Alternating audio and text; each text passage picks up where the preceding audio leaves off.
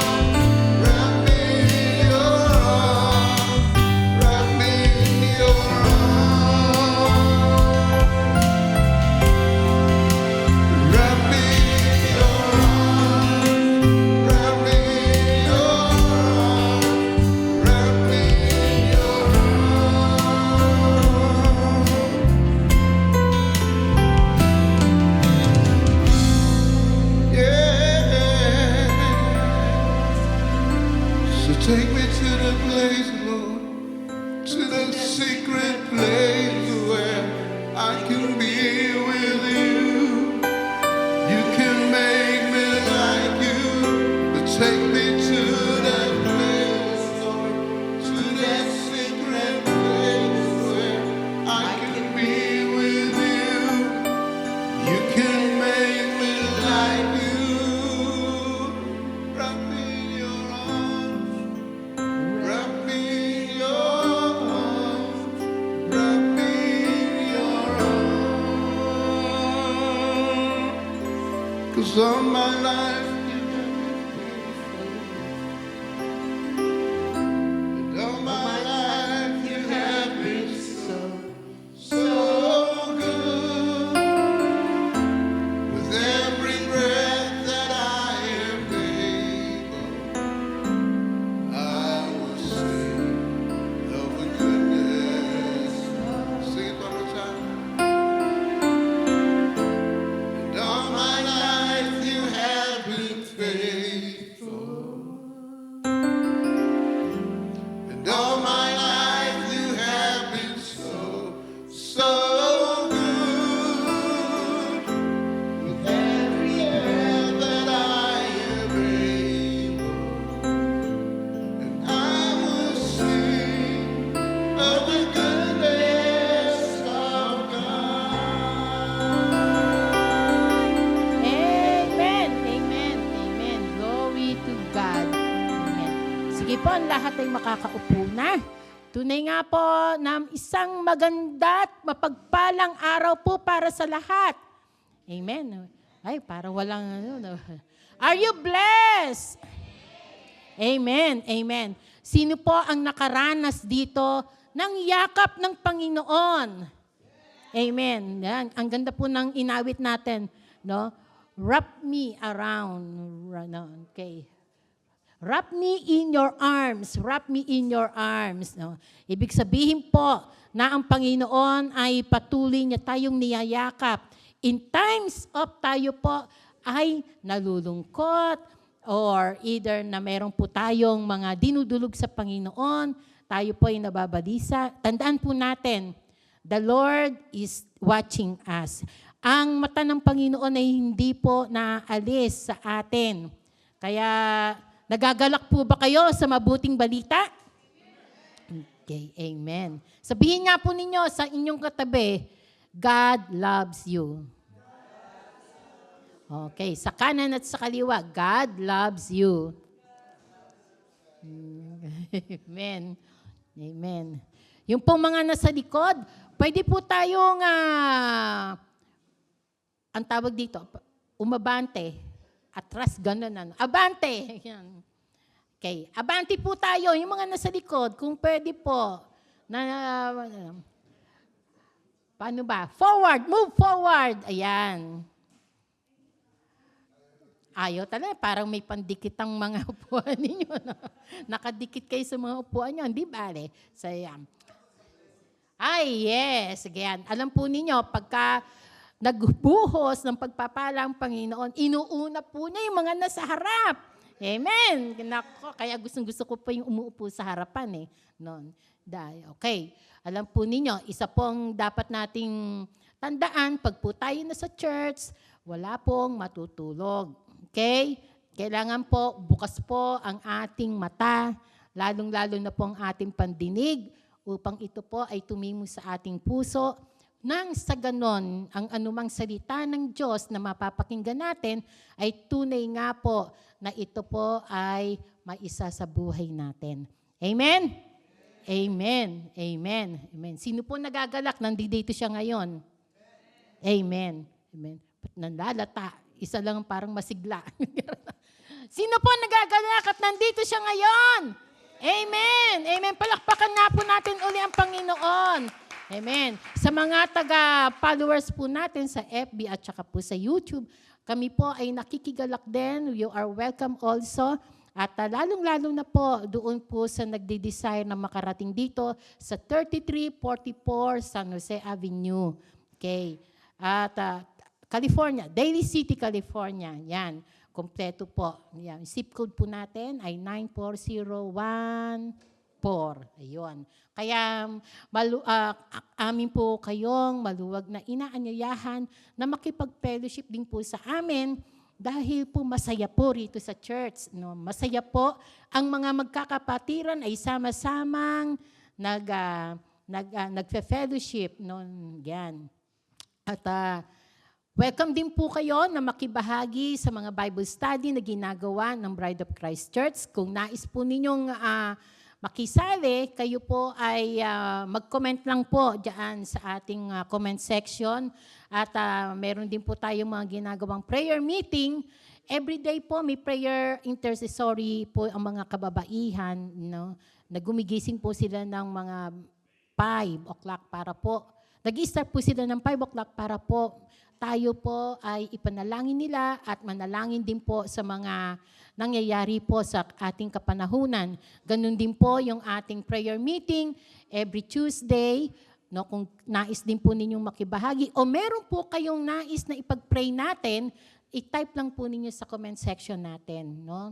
Welcome po ang lahat para po sa prayer.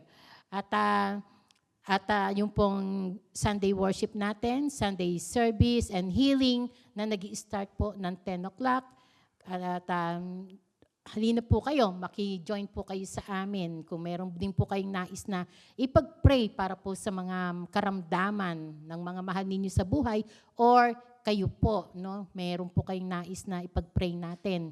Lagay lang po ninyo yan sa comment section. At alam ko po na nasasabik na po kayo sa salita ng Diyos. Kaya anyayahan po muna natin si Pastor Frank. Pakpakan po natin si Pastor Frank. Ang Panginoon sa buhay ni Pastor Frank. Amen.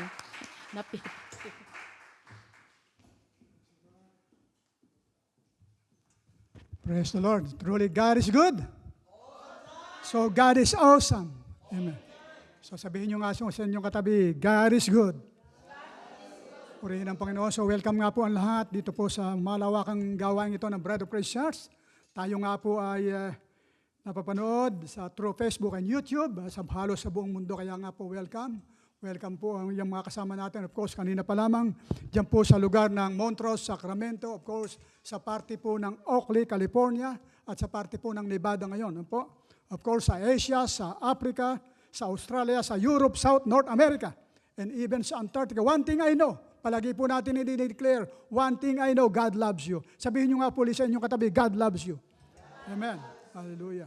Praise God. To God be the glory. At welcome pong pagbabalik ng ating mga missionary na galing sa Asia, sa Pilipinas yung karamihan. Yan, kararating lang nila. Purihin ang Diyos. At maraming ginagawa po ang Panginoon sa ating kapanahunan. So this morning, of course, March 8, 2026. So mabilis po ang panahon. At alam po natin, nalalapit na, kumbaga, pag mabilis ang panahon, malapit na ang pagbabalik ni Lord. Amen. Excited po ba kayo? Amen. Praise the Lord. So ngayong umaga, dadako po tayo sa ating declaration. Gawin po nating prayer ito ng ating mga puso. May request everyone to stand up please. Tumayo po tayong lahat. Gawin po nating panalangin ito sa umaga pong ito. So Father God, we want to be guided, taught, prepared, and moved by God, Holy Spirit, in our own personal life and in the ministry. Lord Jesus, we declare, we receive, and we believe that this day is 10 times better than yesterday. We choose to be healthy. We choose to have long life. We choose to be blessed. We choose to be anointed by you, guided by you, protected by you, provided by you. We entrust everything into your hand, our physical body, our soul, and our spirit. The way we speak, the way we think, the way we act, it comes only from you. Direct our step today. In Jesus' name, amen. Let's give a clap offering to the Lord. Praise the Lord. Yung pong pinakamalakas na palakpak ng papuri sa ating Diyos. Amen? Praise the Lord. So, God is good. Mabuti po si Lord. Narinig po ba tayo sa banda dyan?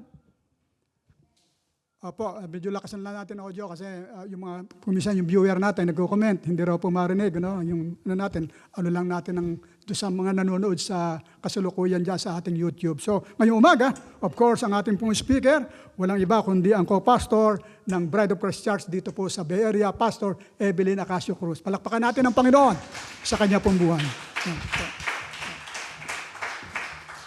Amen. You may be seated in the presence of the Lord.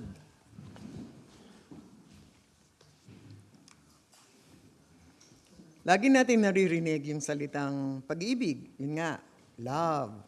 And God loves us. Sabi nga, mahal tayo ng Diyos, maski nung tayo hindi pa nakakilala sa Kanya. Pero lumaki tayo, we have different definitions of love. Ano ang pag-ibig? Mahal ko siya dahil may nakukuha ako sa Kanya. Mahal ko siya dahil maganda siya. Mahal ko siya dahil pogi siya. 'Di ba? Yun yung mga definition natin ng pagmamahal na natutunan natin that we are deceived by the definition of the world about love. But we only learn the true meaning of love when we come to truly know the Lord Jesus Christ, who is the author of love, who is not just an author, but He is love Himself. Kaya ngayong umagang ito, meron tayong topic na pag-aaralan natin na we don't want to be too comfortable. We don't want to be have a guilt feeling, but we want to have the assurance of God's love para sa atin. At sisimulan ko ito sa isang verse sa Mark 1:15. Ang sabi ng Mark 1:15, ito ay, ang nagsasalita dito ay si Jesus, at ito ang kanyang unang public ministry after na si John the Baptist ay na-imprisoned and after he spent 40 days in the wilderness. Kaya ito ang unang sinabi ng ating Panginoong Hesukristo. Ang sabi niya, the time is fulfilled and the kingdom of God is at hand. Repent and believe in the gospel. So,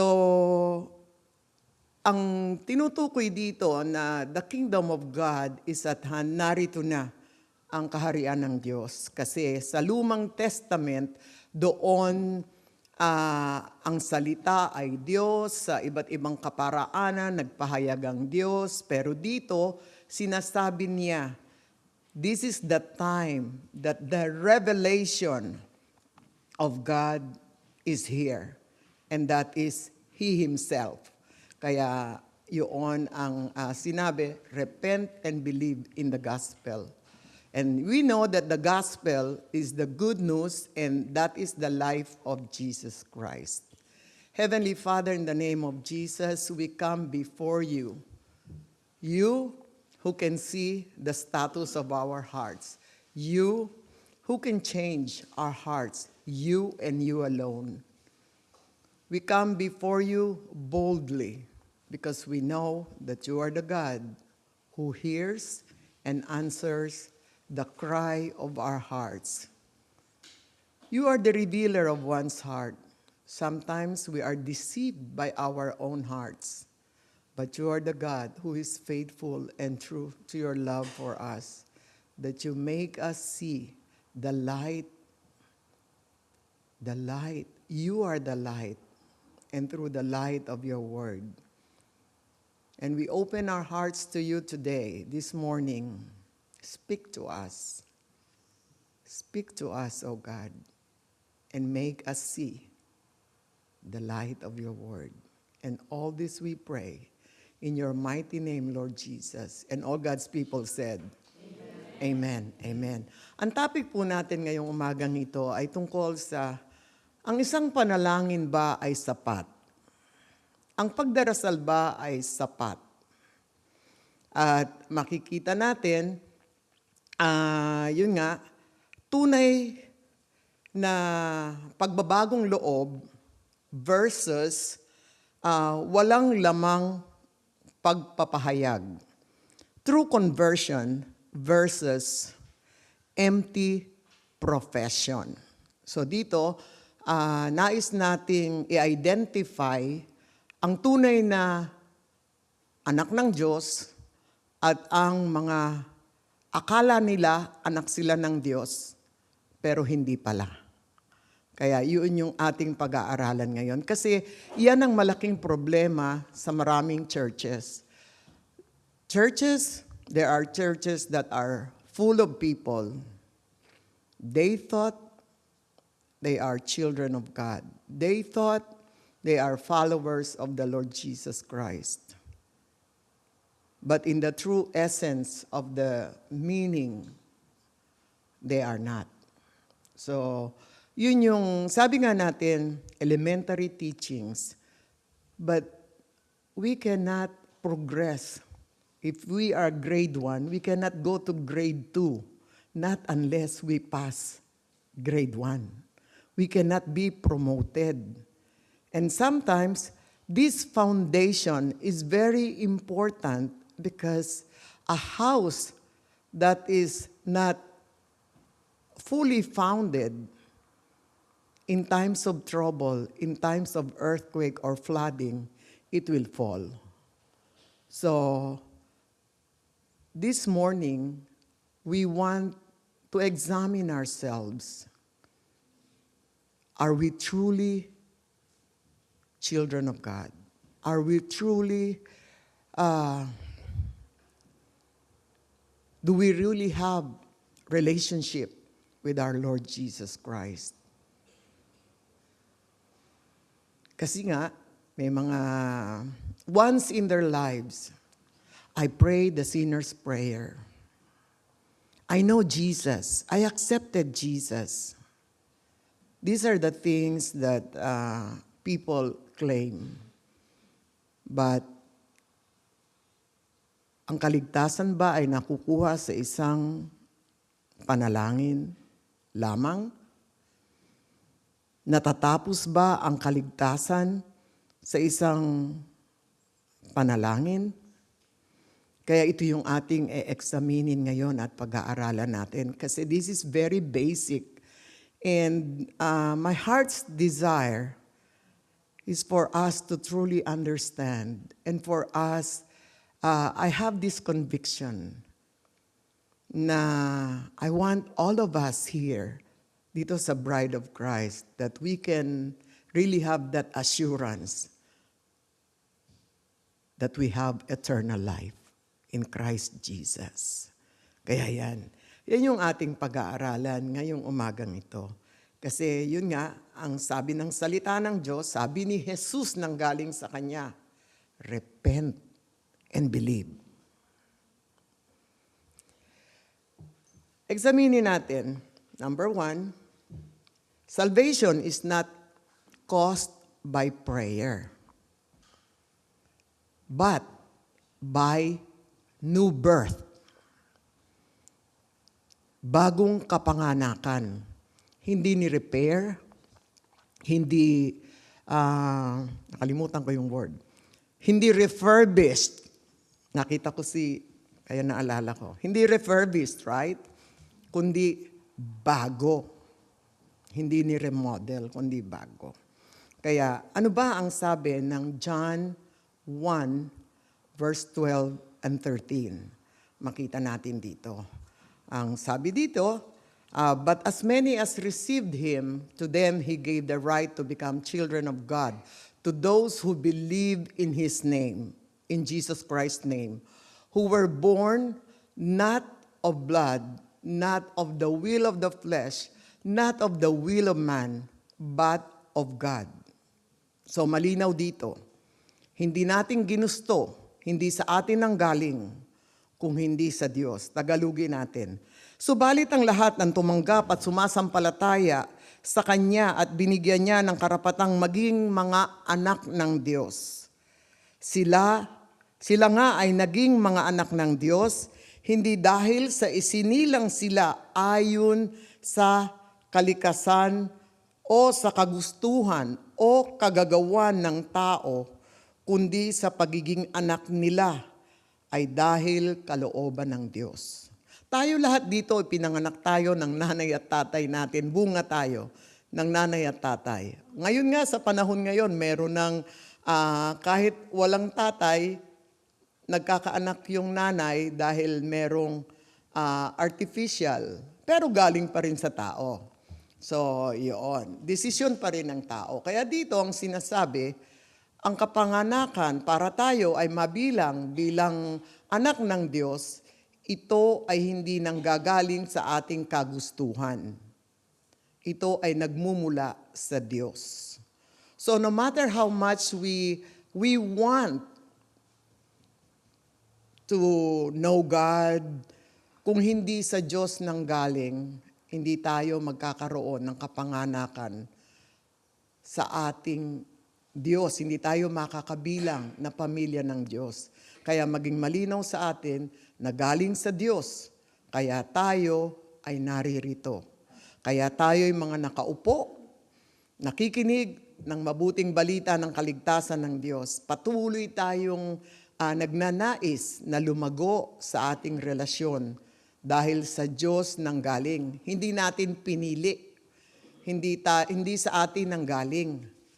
Iyon ay biyaya, kahabagan ng Diyos. Kahit saan pa tayo galing, may mga nagsasabing, hindi naman ako makasalanan, hindi ako nagnakaw, hindi ako pumatay ng tao. Pero sa harap ng Diyos, kasalanan ay kasalanan. Magsabi ng white lie, kasalanan pa rin. Hindi tinitignan ng kulay. Pagsisinungaling ay pagsisinungaling. Kaya iyon ang sinabi. Kaya dito, ang kaligtasan, ang bagong kapanganakan ay galing sa Diyos. Hindi galing sa atin. So we cannot say, pasalamat ka nga, Jesus. I receive you as my Lord and Savior. We can never say that. Walang utang ng loob ang Diyos sa atin. Pangalawang verse na ating babasahin. John chapter 3, verse 3. Alam natin, kilala natin si Nicodemus, isang kilalang teacher ng batas, ng mga salita ng Diyos nung Lumang Testamento. Kaya dito, sinabi naman ni Jesus, si Jesus na naman ang nagsalita dito. Sabi ni Jesus, most assuredly, I say to you, unless one is born again, he cannot see the kingdom of God. So isang paglilinaw, ang born again ay hindi isang sekta ng relihiyon. Ang born again ay hindi sekta ng relihiyon. Hindi siya pwedeng ibilang bilang isang Katoliko, bilang Iglesia ni Cristo, bilang isang Seventh-day Adventist, hindi bilang saksi ni Jehovah, hindi bilang kung anuman mga relihiyon ang alam natin. Ito mismo ay galing sa bibig ni Jesucristo. Na yun din ay pinakikita dito na yung pagiging born again ay hindi pinili ng tao. Ito ay galing sa Diyos na binibigyan tayo ng buhay na bago. Kasi tayo ay mga patay dahil doon sa ginawa ni Adan. Kaya lahat tayo ay makasalanan. Dahil ang ating ninuno, the representative of human race, ay isang makasalanan. Kaya nga ang sabi ng Diyos sa kanya, di ba, babalikan natin yung Genesis, ang sabi, huwag kainin ang bunga ng puno. Ang sabi naman ng Diyos, yun nga, lumabag sila, kaya ang sabi ng Diyos, you will surely die. Pero alam natin, hindi sila namatay. Nagkaroon pa sila ng maraming anak. Dumami ang lahi. So ang ibig sabihin dito, yung hininga ng Diyos na espiritu sa kanila, iyon ang namatay. Yung relasyon sa Diyos. Kaya iyon yung ating makikita. Kaya sa Diyos pa rin ang galing. We were born again because God, by His mercy, We were chosen. Kaya nga, sabi nga ng Ephesians 1, verse 4 and 5, that God chose us even before the foundation of this world for us to be holy and blameless. Pinili na tayo ng Diyos. Kaya yon ang ating ano. Kaya dito, maging malinaw sa atin na ang kaligtasan ay hindi lamang bunga ng isang panalangin, ng isang alaala. Na once in my life, I pray the prayer, the sinner's prayer, the prayer of acceptance, na nagiging lisensya ng ibang tao dahil ako'y nagdasal, ako ay ligtas. Now, I can do whatever I want. I can sin and go back to what I am doing. So, hindi po doon yon. Kaya, number 2, nakita natin na si Jesus mismo ang nagbigay ng warning doon sa Matthew 7:21 to 23. Ano ang sabi ng Matthew 21 to 23? Para doon sa mga nagpapahayag ng mga walang lamang kapahayagan. Ang sabi ni Jesus, not everyone who says to me, Lord, Lord, shall enter the kingdom of heaven, but he who does the will of my Father in heaven. Yun ang sabi dito. Many will say to me in that day, Lord, Lord, have we not prophesied in your name, cast out demons in your name, and done many wonders in your name? And then I will declare to them, I never knew you. Depart from me, you who practice lawlessness. So ang hindi sinabi ng Diyos dito na kilala kita noon, kaya lang nag-backslide ka eh. Kaya yun. So hindi sinabi ng Diyos yun eh. Ang sabi niya, I never knew you. Kaya dito, ang mga sinasabi, nag-prophesy, gumawa ng mga magagandang bagay. Gayon din tayo sa kapanahunan natin ngayon. You may be a part of the ministry. You may be one standing here in the pulpit, preaching the Word of God. You may be very active in prayer meeting, Bible studies. Never absent yourself in the church. Kasi sabi ni Jesus, tumatawag sa kanya ng Lord, Lord, ikaw ang aking Panginoon. Sabi ko, tinanggap ko si Jesus bilang aking Panginoon. Nanalangin ako. Sinabi ko, I surrender my life to you. Pero binigyan ng warning. Binibigyan tayo ng warning ng Diyos. I never knew you. Ayaw nating marinig yon. Ang gusto nating marinig, come, you, my good and faithful servant. That's what we want to hear. But we would never want to hear, I never knew you. Hindi sinabi ni Jesus, kilala kita, kaya lang nag-backslide ka. So yun. Yun yung dapat natin na maunawaan din sa ating mga buhay. Kaya, tunay na pagbabago ng loob versus walang lamang pagpapahayag. Yun ang ating laging tatandaan. That we are truly converted at hindi lamang nagpapahayag ng ampaw o walang lamang kapahayagan. Kaya, yun. Tignan naman natin yung tunay na kaligtasan. Ang tunay na kaligtasan ay nagbubunga ng pagbabago. Dito yan. True salvation produces change. Ano ang sabi ng 2 Corinthians 5:17? Alam na alam po natin yung 2 Corinthians 5:17. Anong sabi doon? Therefore, Therefore, alam natin na pag ginamit ang salitang therefore, ito ay may diin. Therefore, if anyone is in Christ, he is a new creation. All things have passed away. Behold, all things has become new. Kung tayo ay nakakay Kristo, tayo ay bagong nilalang. Hindi tayo improved. Hindi tayo ni-repair. Hindi tayo refurbished. Tayo ay bagong nilalang. Tayo ay bagong nilalang. Ang lahat ng luma ay nabago na. Nabago ang ating pananaw, nabago ang ating direksyon, nabago ang ating pag-iisip, nabago ang ating galaw, ang ating inclination, nabago yung ating mga gawi, nabago yung ating mga pag-uugali.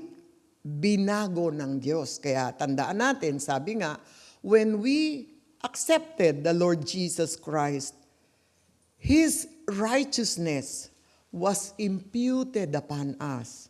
Binigay sa atin yung katwiran ni Hesu Kristo. So, yung ating mga lumang katauhan, kung tayo ay nakakay Kristo, siya ang nangingibabaw sa ating buhay.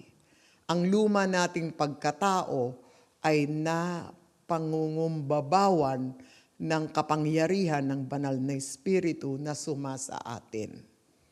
Yon. Kaya, ano pa ang sabi? Ang 1 John 3:9.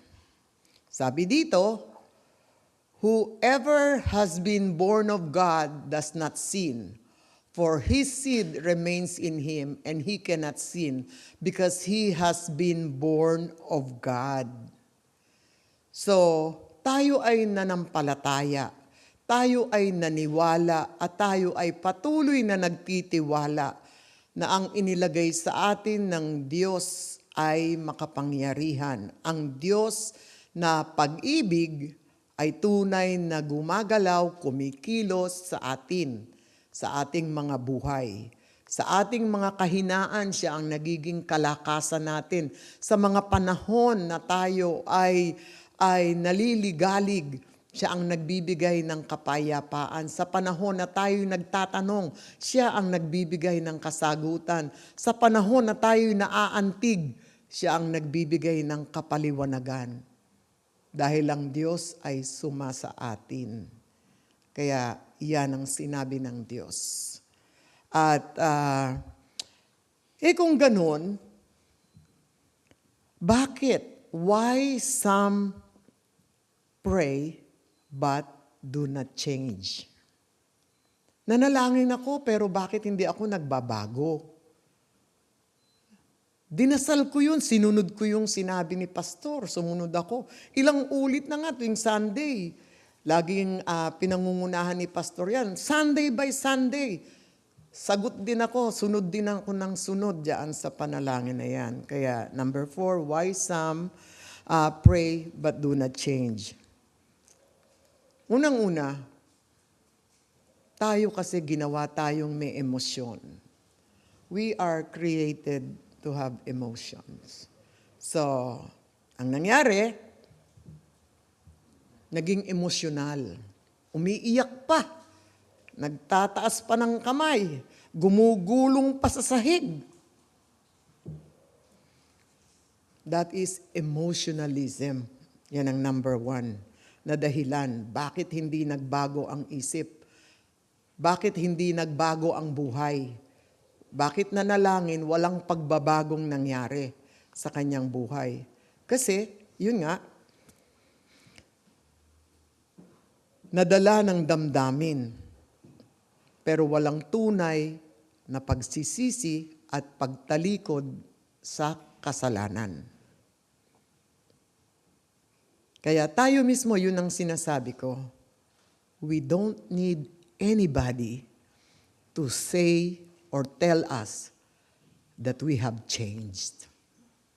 We ourselves can see and tell in front of the mirror, I am changed to the better because God is with me. And God changed me from glory to glory. You don't need anybody to tell you that you have changed. You yourself can tell to yourself that you have changed. Kaya, yon. Anong sabi ng 2 Corinthians 7:10? Dalawang klase kasi ang sorrow. Godly and worldly. For godly sorrow produces repentance, leading to salvation, not to be regretted. But the sorrow of the world produces death. Bakit? Yun nga, sa world, nalungkot ako kasi nagkaroon ng repercussion yung ginawa ko. Nahuli ako, kaya nga yung remorse. Nahuli ka, kaya ka lang nagsisi. Pero kung hindi ka nahuli, patuloy mong gagawin yung kasalanan mong ginagawa. Tapos, nalulungkot ka kasi napahiya ako eh.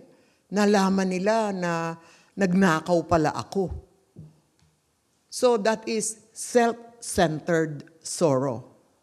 Na yun nga, na nalungkot ka dahil nabisto ka. Pero kung hindi ka nabisto, hindi ka magsisisi. Diba? Ang godly sorrow, kinamumuhian mo ang iyong sarili dahil na-offend mo yung Diyos na nagbigay ng buhay sa iyo, yung Diyos na nagligtas sa iyo, yung Diyos na gumigising sa iyo araw-araw, yung Diyos na nagbibigay sa iyo ng physical na kalakasan, yung Diyos na nagbabago ng buhay mo. Dati kang mayabang, natuto kang magpakumbaba. Dati kang maingay, natuto kang manahimik. Dati kang palaban, naging meek ikaw. Natuto kang magparaya. Yun yung godly sorrow. Kaya yun yung kaibahan. Kaya yun yung sinasabi. Na yun nga, identify natin ngayon, nasaan tayo doon? Nadala lang ba tayo dahil magaling yung preacher? Nadala lang ba tayo kasi maraming tumayo sa harap? Makikitayo din ako dahil baka sabihin, ako lang ang naiwan. So, ito yung mga bagay na we have to examine ourselves. Not just every day, but every single moment of our lives. We have to examine who we are in the presence of God. What am I doing in the presence of my holy God? Kaya yun yung kaibahan na bakit may mga tao na 1,000 ulit na niyang dinadasal yung sinner's prayer. Walang pagbabago. Pag nasa church, okay siya. Paglabas, hinubad na yung jacket. At pangalawa, yun nga, intellectual belief without heart trust. Anong sabi ng James 2:19? Sabi ng James 2:19, you believe that there is one God. You do well. Even the demons believe and tremble. Alam din ng mga demonyo ang salita ng Diyos. Pero, sila'y nanginginig dahil nga laban ang kanilang ginagawa sa salita ng Diyos. Kaya may mga tao very intellectual. Alam nila, sasabihin nga, ay 2 ulit ko nang binasa yung Biblia from cover to cover. Alam nila yung mga salita ng Diyos. Ano ang kulang? Ang kanilang kaluluwa ay hindi nagtiwala sa kanilang mga nabasa. Tinanggap ko si Jesus bilang aking Panginoon Alam ko na siya ay namatay at nabuhay dahil sa aking kasalanan. Pero hindi bumaba sa puso. Hanggang dito lang sa isip. Hindi talaga na-absorb ng kanyang inner being. Magaling pa siya makipagdebate. Magaling pa siya sa pagsasalita. Nagko-quote ng mga different verses. Pero alalahanin natin ang sabi ng Matthew 7:21-23, I never knew you. Kaya iyon ang isang problema. Intellectual. Pangatlo, no counting the cost. Shallow response. Akala nila, ang pagtanggap sa Panginoong Jesus ay bed of roses. That every time they ask something, it will be given unto them. That they will receive whatever they ask. Minsan kasi, may mga nangyayari, mga baby Christian na tinatawag. Lahat ng panalangin, yun, dumarating, binibigay. Pag dumating na yung problema, wala na. Kaya dito, titignan natin yung binigay ni Jesus, the parable of the soil. Luke 8:13. Anong sabi ng Luke 8:13? Sabi ng Luke 8:13, but the ones on the rock are those who, when they hear, receive the word with joy, and these have no root, who believe for a while, and in time of temptation, fall away. So we pray that we are planted in a good soil, that we will bear fruit, and we will grow. Kaya yun naman na, yun nga, akala nila, ang buhay Kristiyano, tunay naman, ay masayang tunay. Yon. Pero, masayang tunay, kung si Jesus nga, na-reject tayo pa kaya hindi ma-reject? We are followers of Jesus. Kaya yung mga nagwi-witness dyan, don't be afraid that you are being rejected because they are not rejecting you. They are rejecting God and not you. So we are not the fourth person of the Trinity. We are witnesses only. We are here to share, but it is God who will make it grow. Like what we've studied, God is the origin of salvation. Siya ang nagliligtas, siya ang nagbibigay ng bagong buhay, ang Diyos lamang. Kaya yun. Kaya, panlima, ano naman ang itsura ng tunay na kumilala sa ating Diyos? Sino ang merong tunay na pagbabagong loob? Yan. Siyempre, kung merong tunay, may fake. Ngayon, puntahan naman natin. Inuna natin yung fake, puntahan naman natin ngayon yung tunay. Paano natin malalaman na ang isang tao ay tunay na tumanggap? Tunay na isinilang sa pamilya ng Diyos. Number 1, ito ang mga tao na mayroong conviction. Conviction of sin.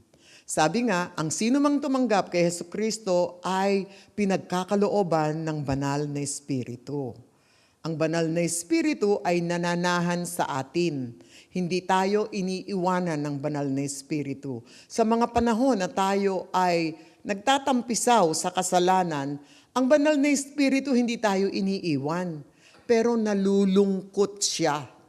Nalulungkot siya at patuloy niya tayong sinasabihan. Patuloy niya, kaya nga tayo, di ba, nakoconvict tayo. Minsan nga, hindi ka makatulog kasi hindi tayo sumusunod. May pinagagawa ang Diyos sa atin, ayaw nating gawin. Kaya hindi tayo makatulog. Kaya dapat, yun nga, isang bagay na natutunan ko yan. I cannot struggle against God. Kasi lagi kong naaalala si Jacob. Sabi ko, ayokong mapilay. Sabi ko, I can never win against God. So I might as well do what He wants me to do. End of the deal. It's either deal or no deal. Kaya, you will suffer at the end if you don't follow. So why? Whatever effort. Kaya, ang ano natin, kung ano yung pinagagawa ng Diyos, gawin natin. Conviction of sin. Yun nga, di ba? Sabi ng Psalm 32 verse 5, anong sabi ni David? Sabi ni David, I acknowledged my sin to you, and my iniquity I have not hidden. I said, I will confess my transgressions to the Lord, and you forgave the iniquity of my sin. God has forgiven us all our sins. Sabi nga, yung nakaraan nating kasalanan, yung kasalanan natin ngayon, at yung gagawin natin kasalanan pa, pinatawad na ng Diyos sa krus ng Kalbaryo.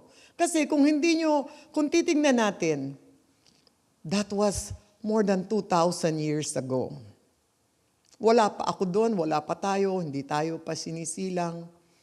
Pero ang sabi, siya ay namatay para bayaran ang ating mga kasalanan. Kaya nga, di ba, ano ang kasalanang hindi pwedeng patawarin ng Diyos? O may nagsabi, blasphemy of the Holy Spirit. Ano ba ibig sabihin ng blasphemy of the Holy Spirit? Dahil the Holy Spirit convicts. Kino-convict tayo ng Holy Spirit. Ayaw mong makinig. Ayaw mong paniwalaan. Ayaw mong tanggapin yung katotohanan ni Jesucristo. Paano ka papatawarin ng Diyos? Hindi mo siya tinanggap. Hindi mo siya kinilala. Paano ka magkakaroon ng bagong buhay? Hindi ni-repair, hindi ni-refurbish, kundi bago. Dahil nga, yung buhay ni Kristo ang ibibigay sa atin. It is the righteousness of Jesus that will be given to anyone who trusts and believes in the Lord Jesus Christ. So, hindi yung panalangin. Panalangin is a way. Like a guide. Binaguide tayo. Kaya nga, we are accepting that we are sinners, that we cannot do anything by ourselves, and that we know and acknowledge that it is the Lord Jesus Christ who do not have sin that became sin for us, who poured His own precious blood for us to be saved. But our faith in Him is not futile because He rose from the dead and He ascended into heaven, sitting at the right hand of the Father. Kaya nga sinabi niya sa Matthew 28:18, all authority has been given to me in heaven and on earth because He won the victory for us. Kaya yun yung mga bagay na dapat natin patuloy na alalahanin. So, whenever we are about to do sin, we struggle whether we will do it or not. Pero kung ikaw ay walang laman ang iyong profession na ikaw ay anak ng Diyos, wala na. Basta kasalanan, hindi na nag-iisip, gagawin na yon. Yun ang kaibahan ng isang tunay na Kristiyano sa hindi Kristiyano, sa nagpapanggap na Kristiyano. Huwag natin sabihin nagpapanggap, sige, sabihin natin na naloloko, deceived. Sabi nga, it's better to be tempted rather than being deceived. Kasi if we are deceived, we do not know that we are being deceived.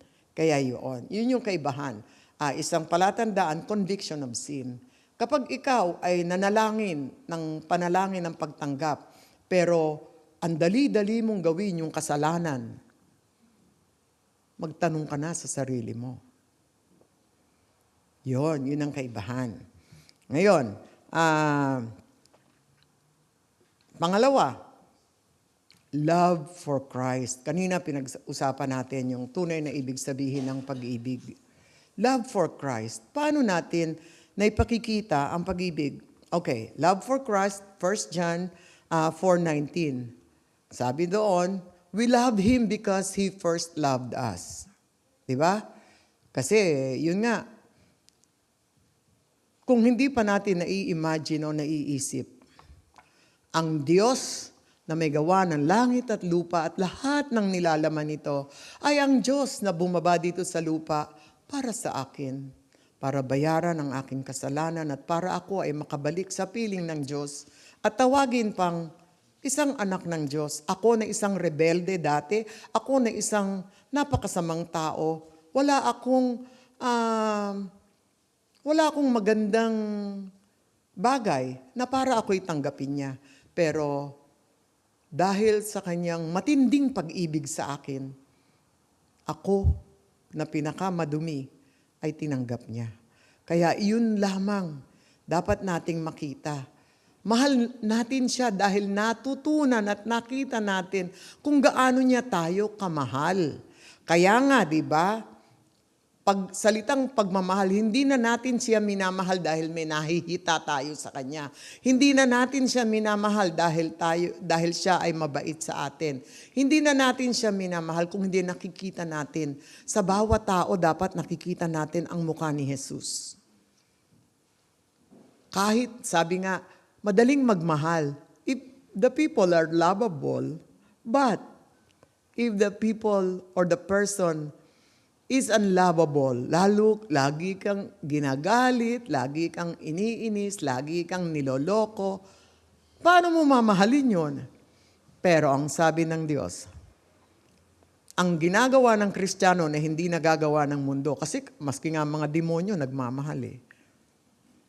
Kaya nga sila nagnakaw sa gobyerno, di ba? Kasi dun para sa mga mahal nila, para may ipamana sila. O, di ba? Pero ang pagmamahal ng Kristiyano, doon sa mga taong hindi kaibig-ibig, minamahal natin sila. Hindi dahil sa kakayanan natin, kung hindi dahil sa presensya ng Diyos sa ating mga buhay. At inilalagay ng Diyos yan sa ating mga landas para tayo subukin at para ipakita ng Diyos, you win. You are a victor. Kaya mo yang mahalin. Dahil aalalahanin natin, minahal ako ng Diyos. Kaya kung ako ay pinatawad ng Diyos, sino ako para hindi magpatawad? Iyan ay isang tanda rin ng kung tayo ay tunay na Kristiyano. Ang taong hindi marunong magpatawad, you examine yourself. You might not be a true believer of the Lord Jesus Christ. Baka isa ka doon sa sasabihan na, I never knew you. Kasi maging malinaw sa atin yan. Lahat tayo ay bunga ng pagpapatawad ng Diyos. Tayo'y nilikha ng Diyos. Sino tayo para hindi magpatawad? Kahit na anong offense ang ginawa sa atin, tayo ay pinatawad ng Diyos. At yon ay utos niya. Kung ikaw ay may handog at meron kang hindi pakikipagkasunduan sa kahit kanino man, iwanan mo ang iyong handog at ikaw ay makipagkasunduan. Malinaw na utos yan. Sa Our Father, forgive us our sins as we forgive our debtors. Malinaw din yan. But you chose not to forgive because you are not a child of God. Because if you are a child of God, you have conviction of sin. And you know that is a sin. And number 2, you don't have the love for Christ. Because God loved you first. Kaya yung mga hindi nagpapatawad dyan, pray and cry to the Lord to change your heart. God's word is a two-edged sword, penetrating the dividing soul and spirit. You may be angry at me.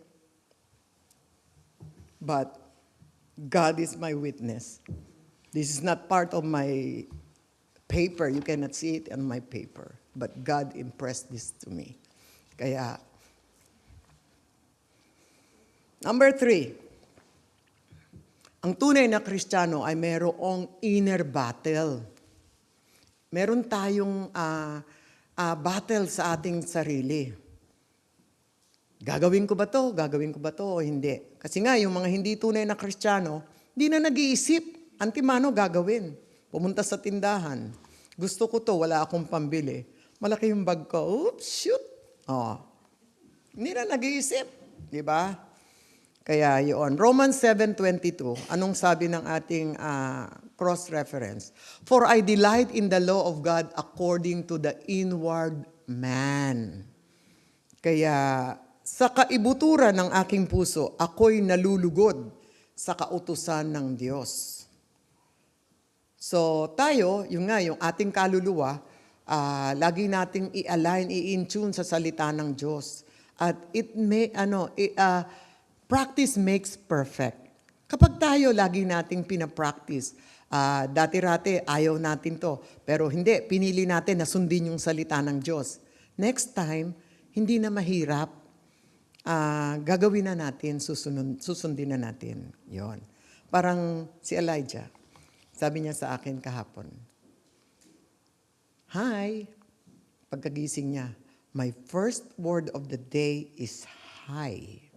Sabi ko, "Yes, but that should not be your first word for the day. You have to say, 'Thank you, Lord, I am awake today.' That should be your first statement."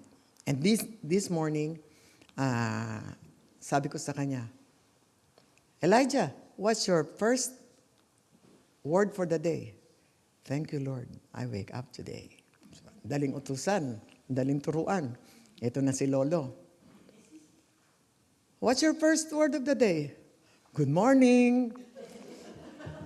Sabi ko, "Elijah, you better teach your wawo. What should be the first word of the day?" Sinabi ni Elijah, hindi na siya nagsalita. Sealed lip. Kaya yun, di ba? Kaya yun nga, tayo, sanayin natin yung ating mga sarili. Sanayin natin. Pagkagising pa lang ng diwa natin, salamat Panginoon na nagising ako ngayon. May mga tao hindi na nagigising. Di ba? Pero yung magising ka, kaya nga dapat tuloy-tuloy yan. Salamat Panginoon na ako'y nakatayo. Salamat nakapunta ako sa banyo. Salamat Panginoon, umaandar yung aking kidney. Naihi ako. Salamat Panginoon, may number 2. Di ba? Kaya nga, mag-ingat tayo. Lalo na ngayon, Holy Week, mag-ingat tayo doon sa mga lumalabas sa ating mga labi na nanggagaling sa puso at hindi doon sa mga pumapasok sa ating bibig na nauuwi naman kay Doro, di ba? Kasi yung iba, hindi ako kakain kasi Biyernes ngayon, hindi ako kakain ng karne kasi bawal, hindi ako kakain ng ganyan. Hindi nga ako makain, puro ritual, pero parin naman ang mura. Nagmumura, namimintas, nanchichismis. Kaya yun. Kaya dapat talaga, sanayin natin ang ating mga sarili. Yun. Kaya pangapat, ang isang tunay na kumilala na nagpapahayag ng totoong pagbabagong loob ay mayroong perseverance. Perseverance, however you pronounce it, it's spelled perseverance. Iba-iba eh. Yan. Ang ating reference dyan ay 1 John 2:19. Anong sabi dyan ni John? Sabi, "They went out from us, but they were not of us. For if they had been of us, they would have continued with us. But they went out that they might be made manifest that none of them were of us." So yun, yung mga umaalis sa pananampalataya, yung dating Kristiyano, ngayon Muslim na, dating Kristiyano daw, ngayon iglesia na, dating, yun. Kasi ang tunay na, alam natin, ang tunay na born again ay ang maipanganak muli kay Jesucristo, nakapahayagan ng salita ng Diyos. Kaya yun yung bagay na bakit hindi nag-persevere. O yun nga, minsan, yung mga tao, pagka self-centered, makarinig ng hindi nila nagustuhan, aalis, at kung saan, magtatampo, yun yung mga ganon. Ang tunay na nagkaroon ng pagbabago ng buhay ay yung mga tao na talagang binago ng Diyos. Binago ng Diyos sa pananaw, sa pag-iisip, at binigyan ng pangunawa. Yun. Dahil tayo, magkakaiba, iba-iba yung level ng ating paglago sa Panginoon. At yun nga, minsan may kasama pa tayo na yung pala, hindi pa talaga tunay na mananampalataya. Minsan may mga matatalas ang dila. Matatalas magsalita. Walang pakundangan. Kung ano yung naisip, sasabihin agad. Hindi na nag-isip. Yun yung may mga taong ganon. Ngayon tayo, kung tayo'y tunay na binago ng Diyos, tayo'y marunong magpasensya, patuloy na umunawa, patuloy na makaintindi. Kasi sabi ng Ephesians chapter 2, lahat tayo galing doon eh. Lahat tayo mga dating patay. Lahat tayo ay dating nagkakasala dahil sa sarili natin, dahil sa mundo, at dahil kay Satanas. Lahat tayo galing doon. Kaya ngayon na binago tayo ng Diyos, tayo ay magtitiyaga. Yon, meron tayong katiyagaan. Magpupursige, magtitiyaga, at yon. Kaya yon yung sinabi doon. Kaya dito, kailangan din makita natin, importante, susunod natin, number 7, necessary distinction. Kailangan makita natin bilang, lalo na kami, mga pastor, na makita natin, kasi meron, case number 1, tingnan natin, no change at all. Kapag ang isang tao ay wala talagang pinagbago sa buhay, o ganun pa rin siya, hindi naman ako magbubulag-bulagan para sabihin na siya ay Kristiyano. So, dapat, kasi nga, when it comes to judgment, Matthew 7:1, judge not for you if you want not to be judged. But, as Christians, we have discernment. We have to exercise judging. Kasi pagka mali yung pagkakaintindi natin. Kaya dito, yun nga, yung bagay na kapag ka talaga walang pagbabago ng direksyon, walang pagbabago ng isip, hindi mo nakakitaan ng pagmamahal sa Diyos, makasarili pa rin, talagang walang pagbabago, yun. Yan yung, it falls doon sa false profession. Ngayon, kung ang tao naman, nakita natin na meron kasing mga tao na sabi nga natin, sanctification is a life process, long event. There are some people who grows fast.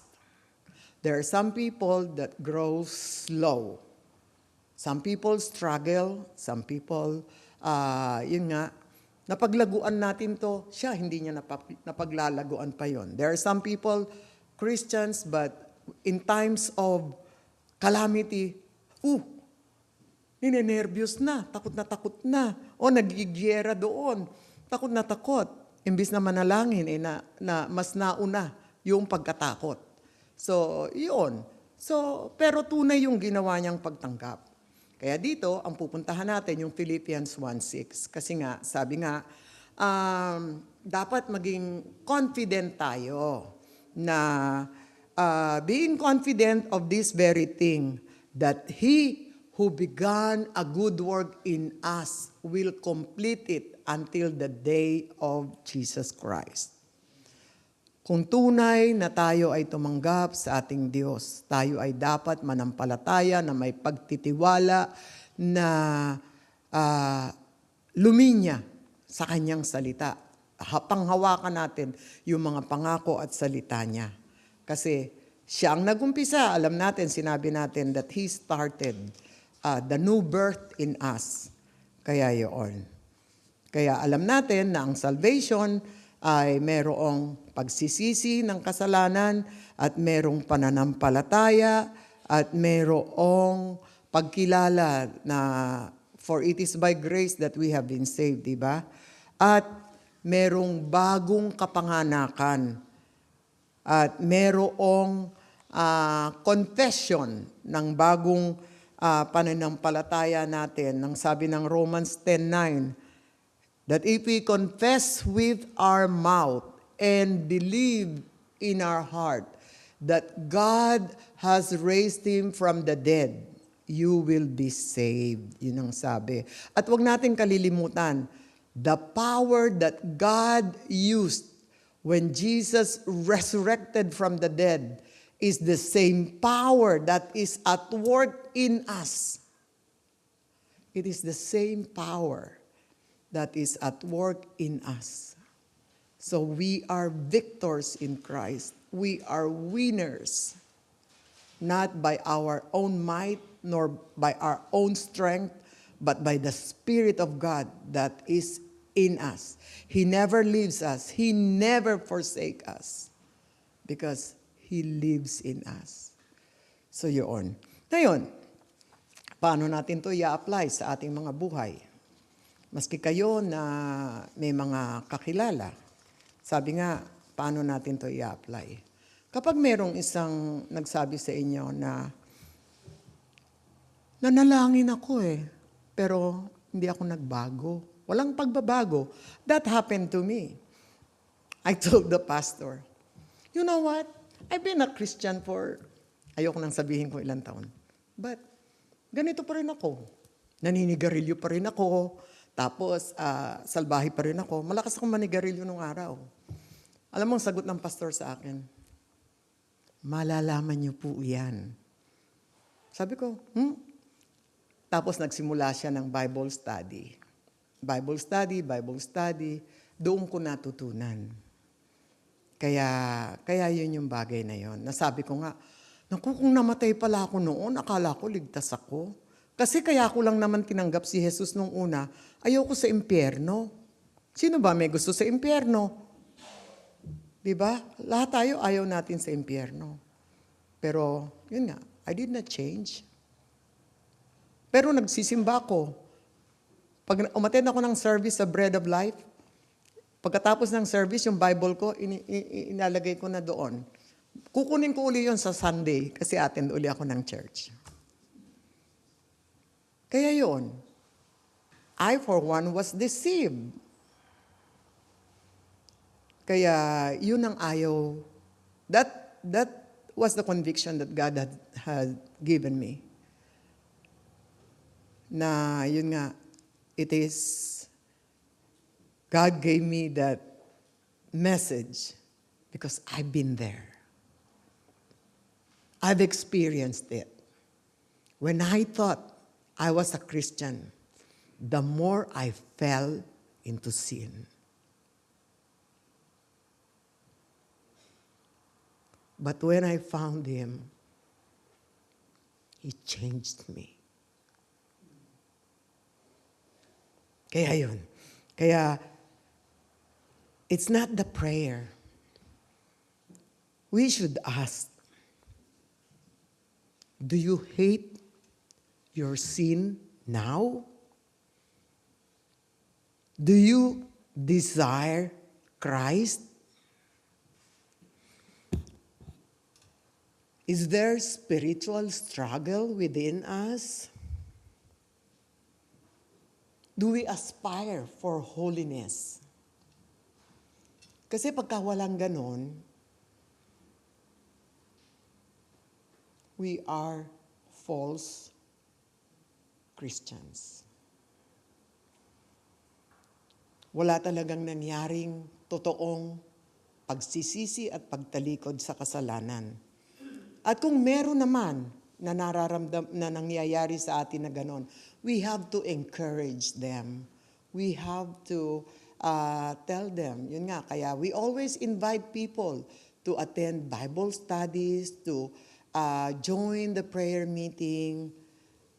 That's why we are having post-service little Bible study or sharing, fellowship, because there's no Christian that can live by himself or herself alone. Even the Trinity there, we have one God in three persons, the Father, the Son, and the Holy Spirit. No man is an island. No Christian is an island. Christian have to have fellowship. Kaya yon. Kaya a prayer without regeneration is empty. Ang isang panalangin na walang bagong kapanganakan o buhay, bagong buhay, ay walang laman. Kaya yon. Ang tunay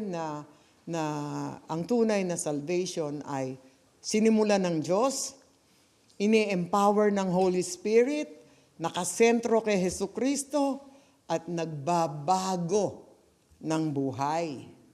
Not perfect, but progressively changing. Kaya yun.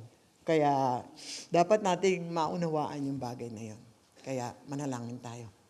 Ama naming Diyos sa langit, sa pangalan ni Jesus, tunay po na kami ay tunay na nagpupuri at nagpapasalamat. At ang dalangin po namin sa inyo, tunay na maiwan sa aming mga puso, sa aming kaluluwa, ang iyong mga katuruan. Tunay na makita po namin na ikaw ang Diyos na bumaba sa langit upang kami ay mabalik sa langit. Sa piling mo na bago dumating yung panahon na iyon, you want us to experience life. A life that is full of victory. The real meaning of victory. Because you are our banner, you are our victor, and you made us victors in you, O God. We bless your name, we thank you. In Jesus' name, this is our prayer, and all God's people said, Amen. Amen. Amen. Amen.